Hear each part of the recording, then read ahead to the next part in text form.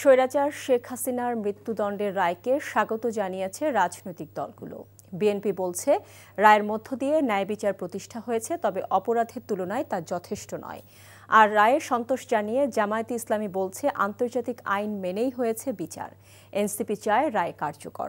এছাড়া প্রতিক্রিয়া জানিয়েছে খেলাফত মজলিস এবং গণ অধিকার পরিষদ সহ অন্যান্য দল। ওবায়দুল্লাহ মামুনের report.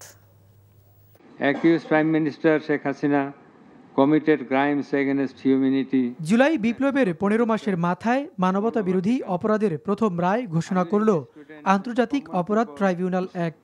We have decided to award a single sentence of death. রায় ঘোষণার পরপরই আনুষ্ঠানিক প্রতিক্রিয়া জানিয়েছে বিএনপি। ঢাকা বিশ্ববিদ্যালয়ে এক অনুষ্ঠানে যোগদান শেষে দলের স্থায়ী কমিটির সদস্য সালাউদ্দিন আহমেদ বলেন, রায় ন্যায় বিচার প্রতিষ্ঠা হয়েছে। যথেষ্ট কম, ফ্যাসিস্ট, স্বৈরাচার যত শক্তিশালী হোক, যত দীর্ঘদিনই রাষ্ট্র ক্ষমতা অবৈধভাবে পরিচালিত করুক, ক্ষমতা ভোগ করুক, তারা একদিন না একদিন আদালতের কাঠগড়ায় তাদের দাঁড়াতেই হবে। এদিকে দলীয় কেন্দ্রীয় কার্যালয়ে প্রতিক্রিয়া জানায় বাংলাদেশ জামায়াত ইসলামী। আজকের রায়ের মধ্য দিয়ে একটা স্বচ্ছ জাজমেন্ট এই জাতি পেয়েছে। আমরা দাবি করব তাদের অবশ্যই বাংলাদেশে ফেরত দিতে হবে এবং আইনের কাছে তাদেরকে সোপর্দ করতে হবে। রায়কে স্বাগত জানিয়ে এনসিপি শেখ হাসিনাকে দেশে এনে রায় কার্যকর করার দাবি জানায়।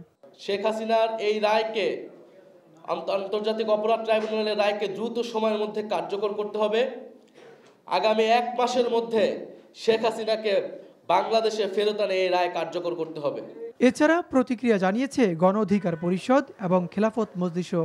ফ্যাসিবাদ নির্মূল করার ক্ষেত্রে দল হিসেবে আওয়ামী লীগ, তার প্রধান সহযোগী জাতীয় পার্টি সহ অন্যান্য ফ্যাসিবাদের দোসরদের বিরুদ্ধেও আমরা একটা দৃষ্টান্তমূলক এবং জন আকাঙ্ক্ষার রায় আমরা পাবো বলে আমরা প্রত্যাশা করছি।